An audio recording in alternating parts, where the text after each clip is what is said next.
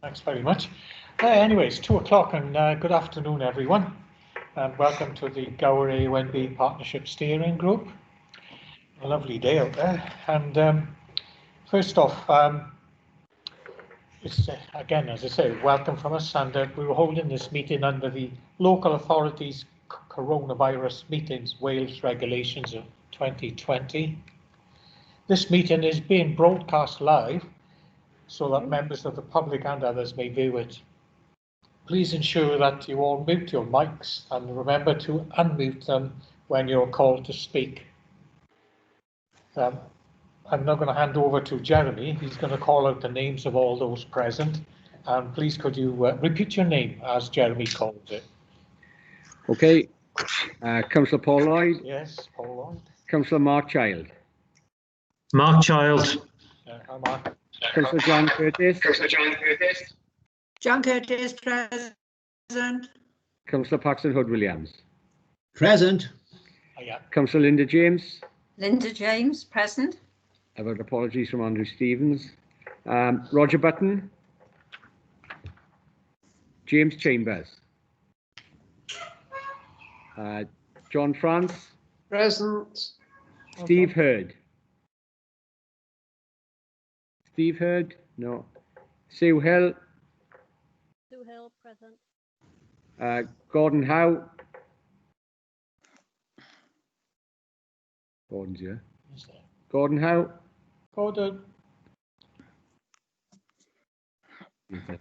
Phil Jenkins. Yeah. Hamish Osborne. Barbara Parry. Barbara Parry here. Paul Thornton. Paul Thornton. And our apologies from Paul Tucker. And our officers, Chris Linley.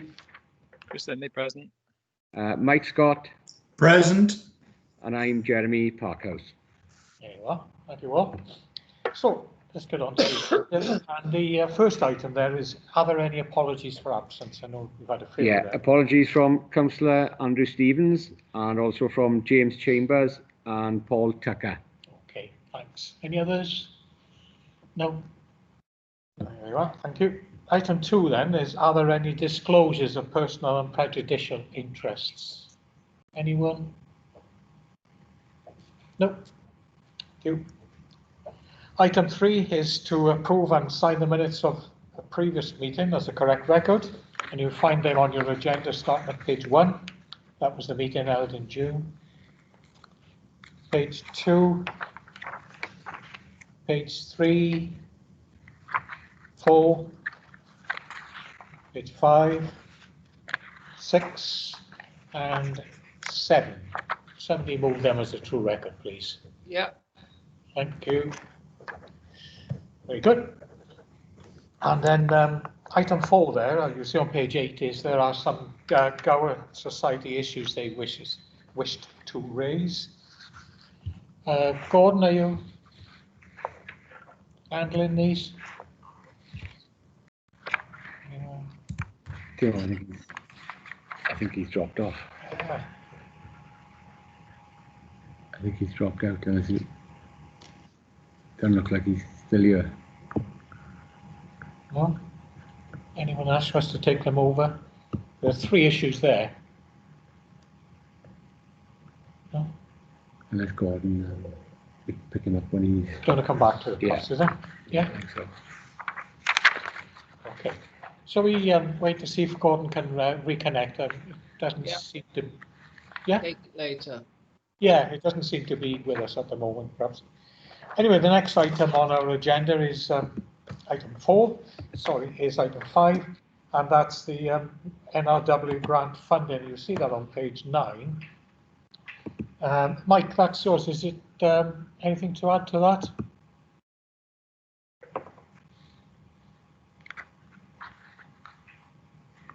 Mike? I can't hear Mike. No, I can't. No. Mike, you're on mute.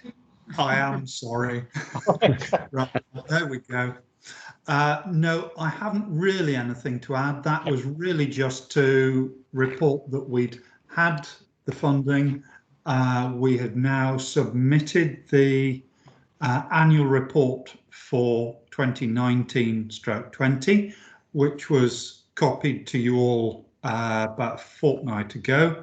Yeah. And just to confirm that the funding was in place. That is the second of 3 years, this year being the third of 3. So we will be, hopefully, applying for further grant aid from NRW in the new year to cover the next 3 or 5 year period. Right, okay. Right, thanks for that, Mike, and we look forward to hopefully some good news there as well. Okay, then we'll carry on unless we can see Gordon come back in. Agenda item 6 then, you'll see on page 10, which is your draft supplementary planning guidance, which is going out for consultation on the revised Gower AONB design guide, trees, hedgerows and woodlands on development sites and development and biodiversity. I know I've had notice today of some presentations coming up, Mike, on Wednesday. Yeah. That is right, yes. Yeah. I was just going to say we could leave this until later on. Yeah. Because one of the planning officers will come and talk to us briefly about this. However, as we're here now and as you've just mentioned them, yes, this morning I have sent out 3 invitations to a short 10-minute presentation on each one of these SPG units. That presentation will be on Wednesday 23rd, so this Wednesday. The first one will be at 10:30 with the revised AONB design guide. The second is at 11 with development and biodiversity, and the third is at 11:30 trees, hedgerows and woodlands on development sites. This is something we've not done before. We're going to try and do it through Teams. One of the planning officers will do a 10-minute presentation on the draft SPG. There'll be a short time for Q&As, and then we'll be able to go on to the next one. We're going to try and record all of these, and then we can put the recordings on the council website to try and support the public consultation that these are currently out for. As I say, one of the planning officers will be along as soon as they can. They're currently tied up for another half an hour, 40 minutes or so. Excuse me. But they'll come along around about 3 o'clock and just give us a quick update on those. But you should now all have had invitations to those presentations if you want to, or if you can't make them live, remember you'll be able to pick them up later on. Fingers crossed. Okay. Thank you, Mike. Linda, you got your hand up? It was to ask a question, but Mike's just answered it. Oh, right. Okay. Okay. So, right. And then hopefully somebody will join us later in this meeting, as Mike says, to give us some more information. Good. I look forward to that on Wednesday. Right. Okay. Then the next agenda, and this is... Chair, Mr. France has got his hand Oh, up. sorry, John. No, I had my hand up for something on the previous item, but you passed it over and it isn't that in. Come on, come back to it if you want. Yeah. Well, it was simply under the, I must apologise, I've just had an eye operation. I find it rather difficult to read. But under natural resources grant funding, there's mention of work on the coastal path. What I wondered was, does the money that natural resources has grants, can it be used to fund the clearance party? Because the council has a party particularly to clear pathways of all kinds, including the coastal path. Is that money used in that way or partially used in that way? Okay, you're getting an answer to that for you now, John. Mike?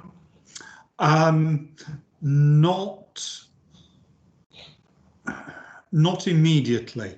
If there was a problem, we could renegotiate the terms of the.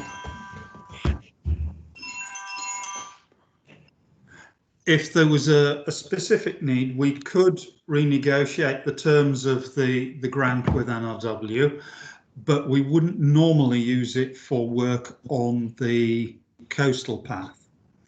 The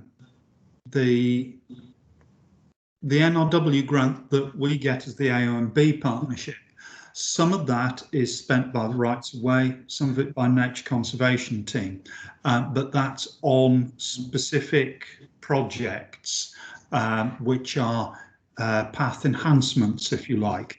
Their funding already includes the core legislative bits about keeping paths open, the legal work, that sort of thing. So if there was a specific need, we could see if Rights of Way felt that that was possible and appropriate, and B, if we could then renegotiate that with NRW. So it is possible, but it can be tricky. What we tend to do with the NRW funding is we develop a 3-year work programme from the management plan, and then that is what NRW fund. So it's quite specific about which projects, which pieces of work are funded by NRW. Thank you very much. Thank you, Chairman. All right, yes, all right, John. Okay, thanks for that, Mike. No worries. All right, cheers. All right, and then we move on to the next item then, which is the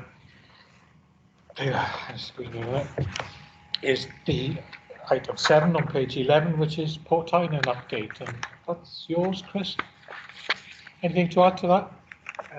Yeah, yes, just very briefly. So I just tried to give an outline there of what the feasibility study did and what we're hoping to achieve very shortly. So the Sustainable Development Fund have agreed a grant to do some more of the development work on that. I'm in the midst of preparing the procurement documents to engage a consultant to do the next stages.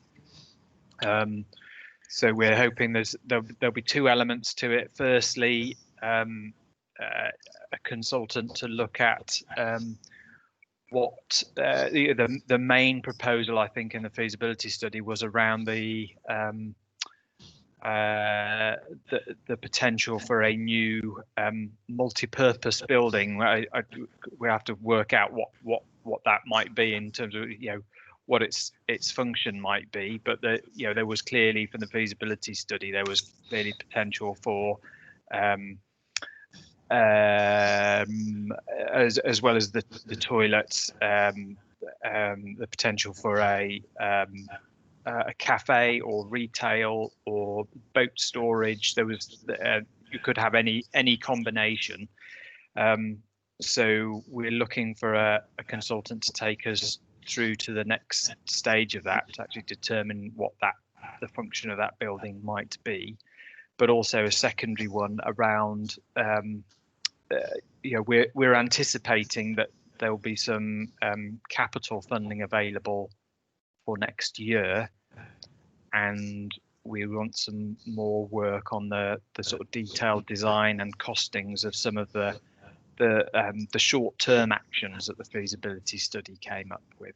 So I'm thinking things like the gate controlling the slipway at Port Tynan, potential for car park improvements, fairly short-term things, but we want to make sure, obviously, that whatever we do in the short term doesn't compromise what we're hoping to achieve later on down the line.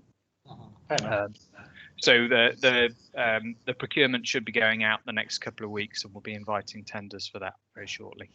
Okay, yeah. Bit of movement there then, isn't it? Well, excellent. Right, any questions on that? I got a hand up there. Can I see John? Your hand up again? No, I haven't. Take it down for you then. All right. Anyone else wish to speak? Eh? I have my hand up. Oh, Barbara, sorry. Now it's popped up. Barbara, carry on. And Paxton. I'm I'm sorry, it isn't about that. I've just had a phone call from Roger to say nobody will let him in. Oh, right. And I just said that I would let you know that he's trying to get in. Yeah, okay, cheers. Okay. Just related to that, so I've had a message from Steve Hurd, who's also trying to access and hasn't been able to get in. Oh, right. Anyway, so Paxton, did you want to speak? If I may, Chairman, thank you very Yeah. much. Just a quickie for Chris, really. Obviously, you are talking about a development there. You are talking a potential of capital. Where's that going to come from, Chris? And how much are you looking at, do you think, at this stage? Ballpark figure. I've absolutely no idea, Paxton. I have no idea how much these things cost. I think that the key thing is that we have a consultant on board who can give us the right advice for what that might be. If you recall the feasibility study, we were one of the examples they came up with was the development at Coppet Sands, which was a beach centre with a restaurant, toilets, and a modest sized facility. Yeah, seen that one. But, Yeah. but you must have some idea where the funding is going to come from at the end of the day, Chris. Well, the funding, potentially there's a number of points where that might come from. Certainly, Visit Wales, I think, would be interested in the project. If we're talking maybe 18 months, maybe 2 years down the line before we actually have a technical design that is ready to be built, there might be another round of the Coast Communities Fund up and running from the lottery. So in essence, you're looking at grant funding rather than funding from the authority. I think they would have, whatever happens, there would have to be a mix. Certainly, it would require grant aid, but inevitably the resource is it's a council asset, and for anything to go forward, the council would have to invest in that. Okay, interesting. Indeed. Right. I think so. I think the important thing is until we've got a better idea of what we want and what would work down there, it's very difficult to attract grant aid or investment into the project. Yeah, of course. Yeah. Got to see which way it's You going. got something to sell, really. Yeah. Yeah. Okay, thank you. And then go looking in the right directions for the necessary funding. Okay. Couple of hands up there now. Does anyone else? John, you had your hand up, and Barbara Yes. still? Go on, Just arising from that, how long before we get some sense of a preliminary study telling us what, making suggestions, concrete suggestions? Like to estimate, Chris, like to estimate? Well, the procurement exercise we're doing now, we're hoping to engage somebody by the beginning of November, and that contract would run through to the end of March. So one of the expected outputs of the contract would be to take a concept design for any building through to the British Royal Institute of British Architecture has a planned stages of work, and concept design is stage 2.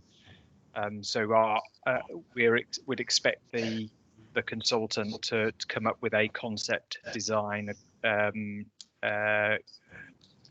which would fulfil the requirements of that stage 2. Right, thank you, Chairman. Thank you. All right, John. Yeah. A couple of hands still up there now. Paxton and Barbara, did you want to come back? No? No? I can leave those hands in. Thank you. Right, no one else? My hand, Mark. Sorry, Mark. Now I can see you. Beg your pardon. Thank you, Mark. Carry on. Yes. Sorry, I mean, it's been sort of elaborated since I put my hand up, but I was wondering what type of timescale we're talking about for completion here. If we, are we talking about 3 years down the road, 5 years down the road? What's our ambition?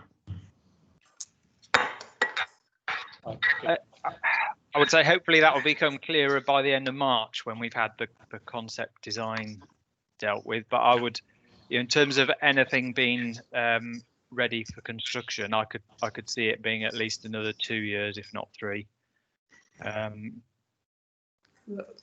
But I think that, but part of the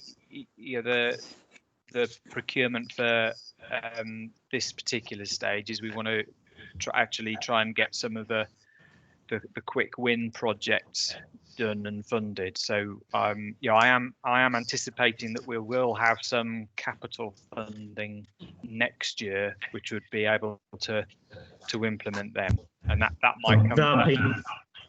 That'd be good if we're doing things with the signage and the boardwalks and stuff like that in the interim. That would be the project progressing. But what we have there, if we construct a new building, it will be a high profile building. So we need to make as well as it does whatever function that we're asking it to do. Yeah. Okay. That's it. Mark, cheers.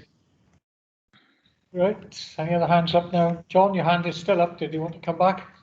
I didn't know that I could take it down, actually. There we are. I've removed it. We can do that. There we are. Done from this end. Cheers. Right. Paul, Steve Hurd had his hand up too. Oh, Steve. But it was a physical hand. Oh, right. Yeah, okay. sorry. Oh. Hello. It's just to apologise for being late. For some reason, I couldn't connect. So, who having that problem today? Everything all right with you? Yes, and yourself? Oh, yes. Hope everyone's keeping okay. Yeah. Yes, especially nowadays. So, right, on to the next item then. Is back to Mike. This is his report on the SDF fund. Anything to add to that, Mike?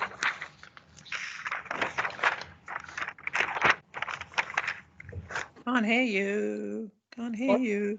Oh, right. Can't hear you. There we go. Sorry, Barbara. I will learn at some stage. No, right, okay. Right. I don't really have anything to add. You can see the figures in the papers there. We are looking at being fully committed by the end of the year. I think we've just got a small amount left in the grant budget, and we do have a couple more applications in progress. But as I say, we do have a couple of thousand left, but I'm expecting to get that used up and committed to projects fairly soon. Yeah. We do have funding available for next year.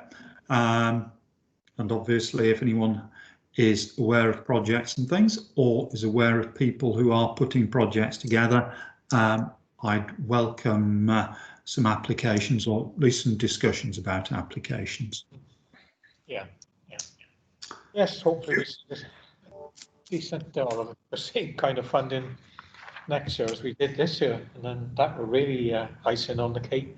But still, yeah, thank you, Mike. There's normally a report just for information. Now then, did Gordon come back? Defer again. Yeah, sure. You have to. Yeah. Gordon, you with us? No. No? So we're going to have to the Gower Society issues on agenda item 4. Perhaps we'll have to defer them till the next meeting. Yeah. Yeah. Okay. So now then, Mike, we were expecting, well, it's about 3 o'clock, weren't we? Yes, I'm afraid we've moved rather faster than I expected through the agenda. Not the only one. Sorry, Chair. on the last item, I believe that's the second time we've referred that item. Would it be possible to write a paper for us, present a paper for our next agenda, so we've got more of a substantial idea about what they want to discuss on the matters, so that we can have the discussion, rather than simply, deferring it all the time. Yeah, sounds a good idea. The first one. Thank you. No, you're right, Mike. The first one is actually, it's legislation you're talking about. So, yes, okay. Can we suggest that then? Paxton, you got your hand up? Yes, Chairman, if you've got a little bit of time, perhaps you can have a couple of points to raise in terms of what we've talked about previously. Basically, the Clyne Valley area.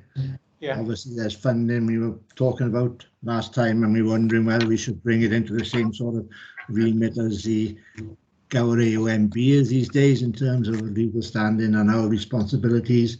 I'm not quite sure where we are with that at the moment, but I'm sure that Chris will have some information on it, or somebody will have some information as to where we're going and what we're doing in Clyne Valley at the moment.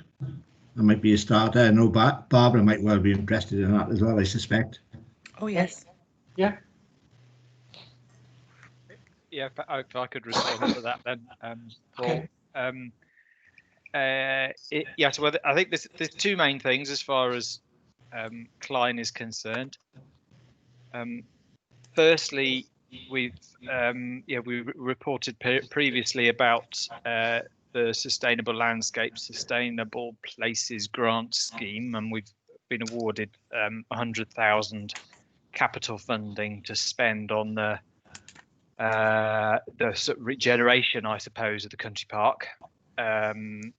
So that's to include access improvements and heritage improvements within the country park.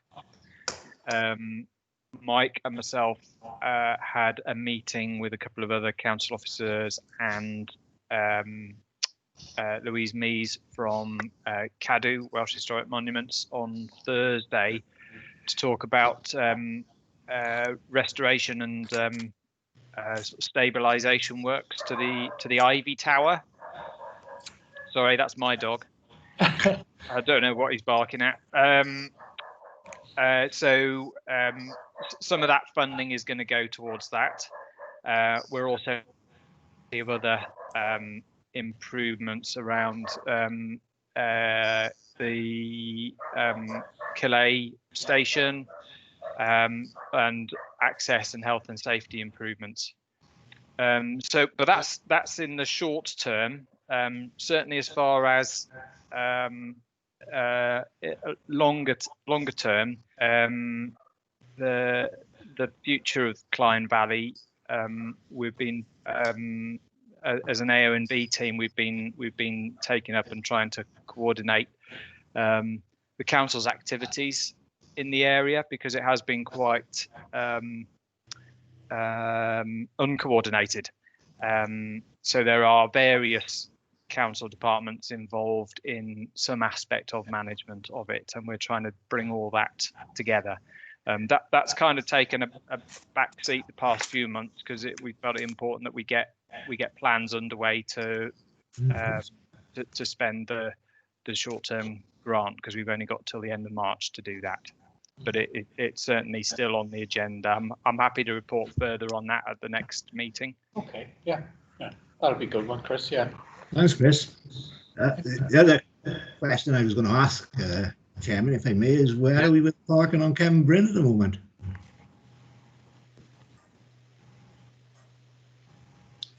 Well, if I can respond to that too. Yes. So we reported the last meeting that we were looking for some costings for proposed works at Top and Kevin Bryn, and with the costings we'd be able to source grant aid for that and resources. I'm pleased to be able to say, firstly, I've had the highway costings back, but also secondly, as of Friday last week, we have confirmation from Welsh Government of the resources to do that. So again, it's part of the Sustainable Landscape, Sustainable Places grant scheme from Welsh Government. It was one of the projects we had proposed to put into next financial year, but things being as they are at the minute, Welsh Government asked if there was any projects that could be brought forward into this financial year, and we were able to propose that Kevin Bryn was one to do that. So I've talked to highway colleagues this morning about the prospects of being able to implement that and spend the money by the end of this financial year, and we seem to be okay there. What we do want to do though is to obviously we put a proposal against which they did some costings, but in the interim, obviously we've had the summit of Kevin Bryn totally blocked off to cars, and we think there's probably an opportunity for us to learn any lessons from that in terms of where people may or may not have been gaining access onto the common despite those boulders. So I see Steve's having a little smile about that, because we, Steve and I have been talking about that on and off for several months while we've been waiting for the money. I think what the next immediate action, I think, is for myself and Steve, if he's still willing to have a call with our highways department and Gower commoners and go through the proposals as they stand and say, well, look, is this still fit for purpose? Is there something else that we could do which would improve on the design solution that we've got at the moment? Okay, it's nice to hear, Chairman, that the Welsh Government have got money available for us. I'm sure Mark will have pricked up his ears at that to see where he can get at and what he can use himself. I don't know, any comments on that, Mark? Well, I'm trying to help out because people going to 3 o'clock at the moment.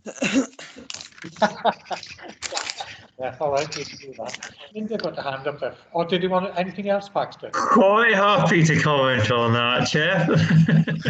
I mean, clearly, I mean, it does seem that some schemes planned for each year fall behind schedule and money becomes available. You tend to get stuff coming. It's frustrating at times when it comes so near the end of the year, you really struggle to find something to spend the money on. But this is enough notice to do what I think we all agree is a really worthwhile project, and the sooner done the better. So that is good news, isn't it, Paxton? Oh, I'm not arguing. I think it's excellent. I'm not going to say any different to that, Mark. Yeah, we can show you how to spend it. That's it, Paxton? Yeah. Yes, that'll do for the time being, Chairman. All right, thanks. Linda, you got your hand up, then John. Yeah, I just wondered if anyone got Gordon's telephone number. I think I have, but I can't find it. I could ring and find out what's happened to him. Yeah, okay. Do you want me to give him a ring? Yeah. Good idea. Okay, 2 secs. Oh, hang on. There's a message. Mike speaking to him. Mike. I have spoken to Gordon a couple of minutes ago. He's just trying to connect at the moment. He's having problems, I think, with the internet connection. He has said that he'd be willing to try and speak to you over my phone, which I will try and set up in a minute or two. And also I've had Roger Button on the phone as well. He's waiting to be let in, if anyone can see the button. Can't see him. No. Nothing there. No? There. Right, I will get him to try and resubmit it and see if we can sort that out. All right. Yeah. Thanks. Yeah. John, Thank you. John, you had a hand up there? Yes, going back to Clyne Valley, are there any, the old arsenic works were the only fairly intact works of its kind in the area, and they've now fallen down the hillside very largely, and there's been extensive erosion on that section of the hillside.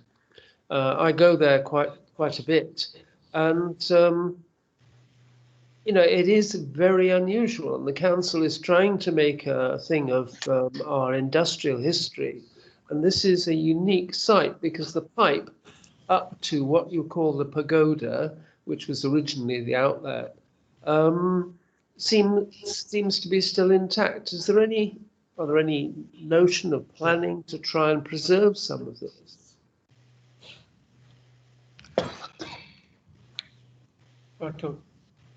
Anyone got the answer for that? Chris? Certainly, the conversation we had with Cadu on Thursday was very much, the Ivy Tower is a listed building in its own right, but is only a small part of the scheduled monument, and I think it's probably still early days for us to say what potentially do there, but I'm hoping the work that we're doing now will lead on to some further work around trying to get a better idea of the extent and the condition of the works in its wider context. Yeah. Thank you, Barbara. Yeah. Right, John? That's fine. I got Steve first and then Barbara. Yeah, it's only a quick question. Unfortunately, I missed the information regarding Portynan and Horton. Obviously, I've got an interest with that, and I'm to reply back to Portynan Community Council. Yeah. Was it Chris that gave the presentation? Yeah. Yeah. Chris, could I call you later, or could you give me a call after the meeting just to bring me up to date? Yes, be happy to. Okay. Cheers, mate. Yeah. All right. Thanks, Steve. Thank you. Barbara. Hi. Can you hear me? Have I done it right? Yeah. Yeah. Yeah. Regarding the Ivy Tower and the arsenic works, over the years we've been told by the council and I think GGAT, Sue Hill can confirm that or not, that area is very dangerous because of the tubes and tunnels that took the noxious fumes up to the Ivy Tower, which was the flue, are collapsing, and we've been told to avoid the area and to avoid pointing the area out to people. Hence, on the leaflet I recently wrote, I didn't refer to that area, only to the Ivy Tower, because of the danger. So perhaps that explains it for John. Right. Yes. Yes, I'm aware of that, but it's still a very interesting site, and if it could be stabilised and perhaps amended a bit, it would be yet another thing for visitors in Swansea. And yeah. I do think it's worth thinking about. Thank you. Yeah, perfect. Okay. Right then. What's happening?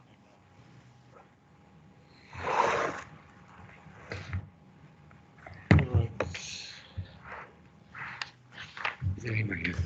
We're trying to see if we can reconnect something. No. No? Roger's just joined. Oh, Roger's joined us. Well done. Hi, Roger. Hi, Roger. Excuse me, John. Right. Well, we're waiting to see if Gordon's connecting up. Other than that, we're going to have to wait for our planning officer.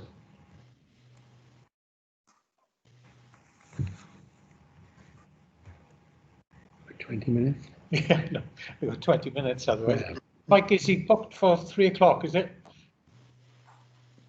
Gents, could I ask something? Yeah, it's not on the agenda. I don't know whether, are we going to have any other items after this, or could I bring it up now? It's not on the agenda, Steve. There's no AOB on the agenda. Okay. Yeah. I've just been asked by quite a few residents to bring up, it's a bit of an old chestnut really, but it is very valid at this time. There's been a fantastic amount of visitors to Gower, and the roads have been particularly congested as of late. Is there anything at all we can do about some of the speed that's been going on, that we can actually try to speak to highways to see if we could put in some form of cameras or anything?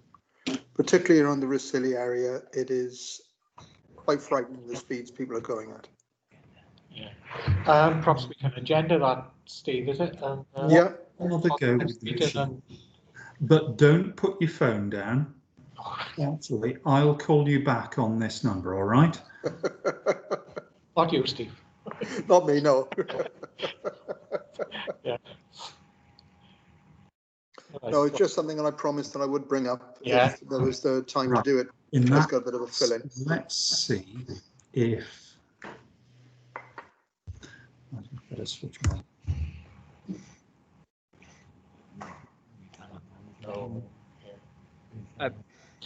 Chair, could I just respond briefly to Steve on that point? We, myself and the other AONBs and the national parks in Wales have been invited to another Teams meeting, I think it is, a week today with the Minister of Environment to talk about what has happened during the lockdown in terms of tourism, the large number of visitors, and what the impacts have been on those landscapes and communities, but also then going forward, what lessons can we learn from that, and how can we make things more sustainable from that point of view? So if it's okay, Steve, again, that's something else that we could talk about later, and I can pick up the specifics of that, and I'm ready to inform that meeting next week. Okay. Yep, no troubles. Yeah. Sounds a good idea. Paxton, you got your hand up again there? Yeah? Yes, thank you, Chairman. All right. For Steve's benefit, obviously there is the Gower Road Safety team, I suppose is the best way of putting it, Linda, isn't it? Yes. It's been established. Obviously trying to work in this area as well with the two ladies. Maybe the names, Linda, because my brain is going in that sense. I can't remember either. We'll get back to you on that, Steve, but obviously any support they get, and we do meet virtually on a fairly regular basis, I guess, and there's a couple of the Gower councillors involved in that as well, and we always have Alan Ferris there, and we will have a police team there as well. Is that the group that are looking into the commons? Yeah, Sam is one of them. Samantha, I'm not quite sure what her surname is anyway. I can't remember the other one off the top of my head. Yeah, I've been following their that's the right word, postings on Facebook and so on. And yes, and the signs that have gone up across Gower about slowing down and things of that nature. They've been responsible for all that. Is that the group that John Marsden came to talk to us about a year, 6-8 months ago? It's not a name I recognise. Okay. Okay. Because I think there could be some funding coming anyway from the AONB on that one. Is that right, Mike? Have we been looking for funding from him? Or have they been looking for funding for putting the roadside track up? Indeed, I am anticipating an SDF application for funding for signage. That's to put back the 8 or 10 quite large signs that are around Gower in respect of that. That's right. Yeah. Okay, so, well, Mike, any news on the planning officer? No, I have spoken to Gordon. He has tried reconnecting but can't. He'll submit the agenda item, the Gower Society issues, as a written note so that we can deal with it that way. Okay. But he's having quite severe problems with the internet today. Yeah. Okay, so what's the score now with we were due to have the planning officer at 3 o'clock, weren't we? Yes. If you give me a moment or two, I will see if I can get hold of them and we'll go that way. I'll bring that forward then if we can.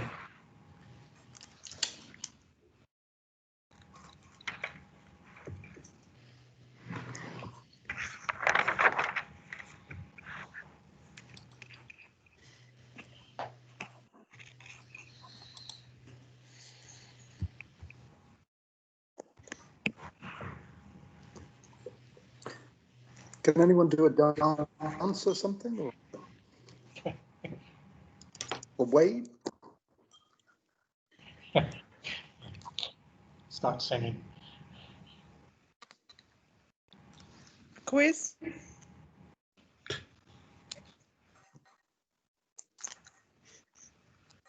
On the Clyde Valley Park, right, is it, Barbara? Yeah. You can ask all the questions, you know all the answers. I'm joined by the sound as well. This might sound a bit ironic, but if we're going to encourage more people to look around the arsenic works, is it the ones we're trying to kill off? Because I've got a couple of people that I'd actually like to invite there personally. Don't forget, it's being recorded, Steve. I don't mind. Chrissy, put your hand up there, Brenda. It is something that we have to take seriously, certainly for the contract that we're hoping to let in the next few weeks. One of the first actions that we need to agree with CADU is that we get consent for them to actually do some sampling of the tower structure and the surrounding soil, just to make sure we're not inviting a contractor to poison themselves. Because if it's anything like the copper works down in the Havard, there's still issues there that are going to take a long time to resolve. I'm sure I'm not telling anyone they don't know. But the arsenic contamination incline is actually pretty high. And it's taken a long time for Havard to be where it is now. The sampling that took place around the Pluck Lake there is still showing arsenic after all these years. Oh, it's bound to. Yeah. It's an immense amount of arsenic was there. But there again, we didn't understand this at the time, did we? No, it's like everything else. You can't hide history. This is what it is. Different era, Mike, you had a message there? Yes, I've just spoken to Rachel Willis, who'll be joining us in a moment or two. She's just finishing off another call. It will literally just be a minute or two. Okay, stay with us. John, you had your hand up? Well, only briefly, Chairman, my 10-year-old, a good few years ago now, because he's now middle-aged, used to crawl up the pipe at the exposed broken bit at the bottom. And I do sympathise with the dangers. But most of these works have been totally demolished and have long gone. There is a very faint trace at Port Talbot. They are very uncommon and would be of interest, I think. But perhaps it's just, I have a morbid interest in arsenic. So there we are. Yeah. Okay. Right. So a few seconds, hopefully we can move on to that item, that part of the agenda.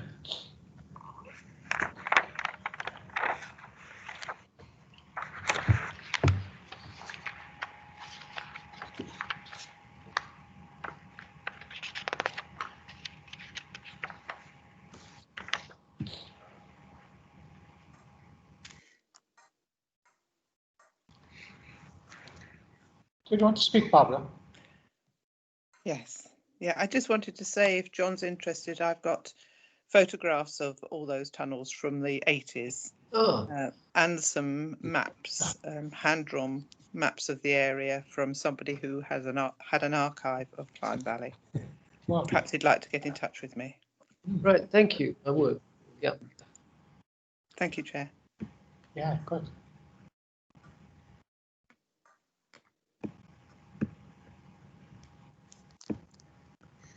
There we are. She's in, Rachel.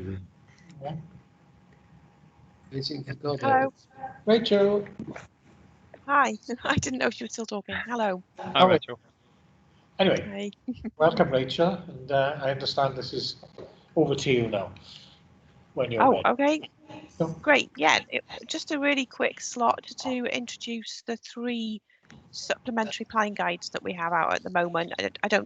Most of you are probably on planning committee anyway, but just in case you didn't know, supplementary planning guidance is detailed guidance that we publish to support the implementation of existing adopted planning policy.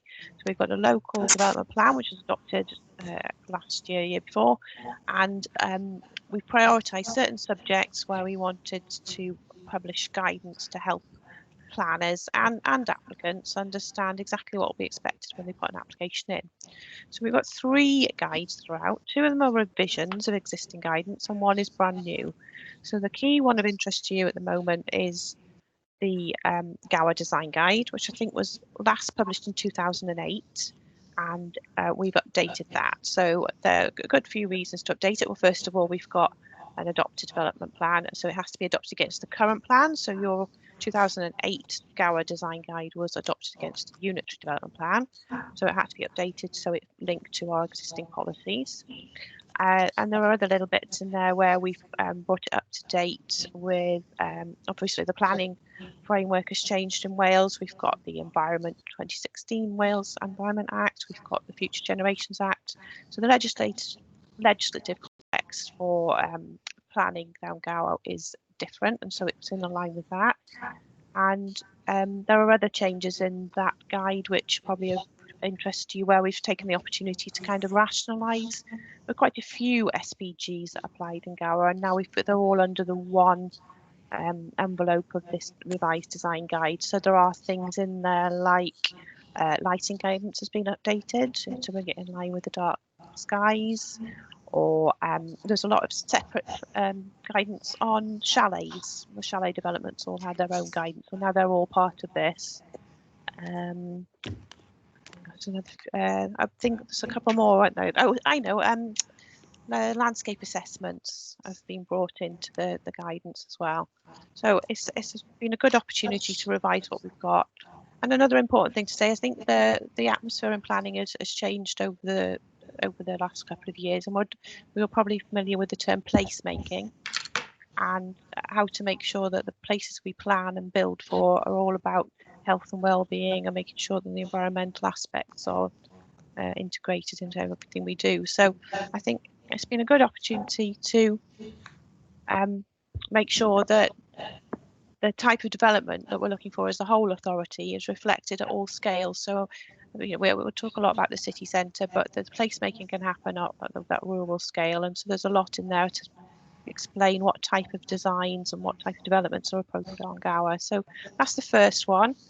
All of these are out for consultation until the 15th of October, and we are doing an online consultation through our SNAP survey. So if anybody wants the link, I'll make sure that the chair has got the right details for that. So it's an easy link. It's just Swansea/SPG, and that'll take you to all of the development of the SPG consultations. The SNAP survey, I would, if you're forwarding the link, I would encourage everybody to fill in the actual electronic survey, because there are focus questions, that areas where we'd like some feedback. So it's really good if people could answer those questions. And there is an open question at the end if there's further things people want to add, but that would be brilliant. So the other 2 that we are consulting on at the moment are a revised tree guide, again just to bring it up to date with the LDP and the national context, and that one is also responding to a lot of the political pressure that we've been having about removal of trees. So that guide looks at how to maintain and enhance what we've already got, making sure developments retain things on sites, also about, again, placemaking, recognising the value of trees, making sure that all the developments we have put trees into that development and get all the environmental and health benefits from having a tree within a development, and making sure that everything we plant is done in a way, in best practice, that can be a healthy, viable tree for the length of the development. So that's the second one, and that's a revision of existing guidance. And then the third one is about biodiversity and ecosystem resilience, which is a really good opportunity for us to bring, it's a brand new piece of guidance. We've not had one of these, an SPG on that topic before, and it helps us bring in how we're going to implement the Environment Act, or especially the duty to maintain and enhance biodiversity and ecosystem resilience, how to bring that into the planning system so that all our applicants and are aware of what's required, and our planning committee has then got a clear process to try and make sure that we bring these duties into all of our planning decisions. So that's quite a big one, really, and take a bit of a shift in understanding how we think about the environment. I think I've just this minute come out of it's our TPI planning conference this week. I've just finished a seminar on how to think about the environment when we and how to apply it in the planning system. And the big thing is that ecosystem resilience. So we've got quite a good culture of protecting and conserving, and we know all about our protected species, our protected habitats.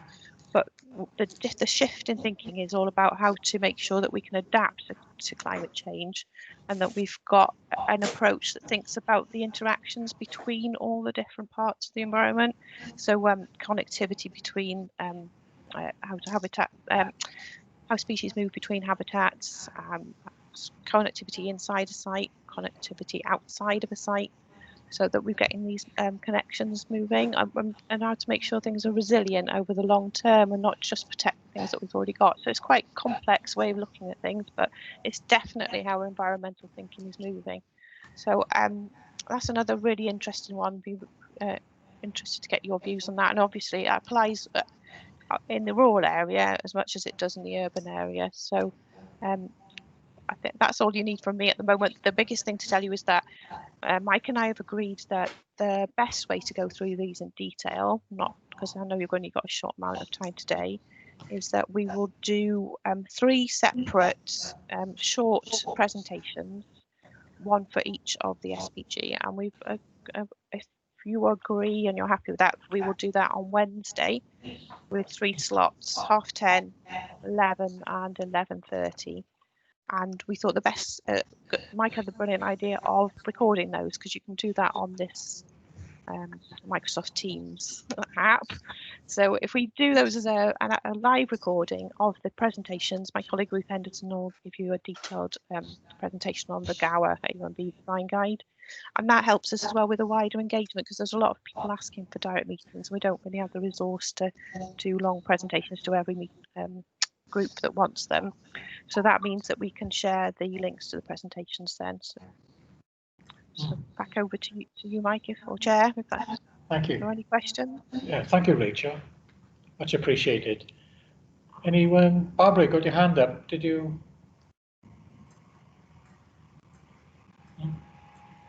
Are these accessible to anybody other, or is it just for our group? These seminars? Yeah, that was the idea, that once they were recorded, we could share them with anybody. We could even just put them on the website as part of the consultation package. Thank you. So. And also to say, I've organised with the Environment Centre to have a more kind of public-facing engagement session that'll be less technical. So that will be open to anybody on their invitation list as well, and they'll publicise that. You haven't got dates for that yet? We're looking at the 6th of October, but it's reincorporated at the Environment Centre. Will be coordinating that and confirming the date for me. Thank you. And the consultation is out to public anyway, as you say.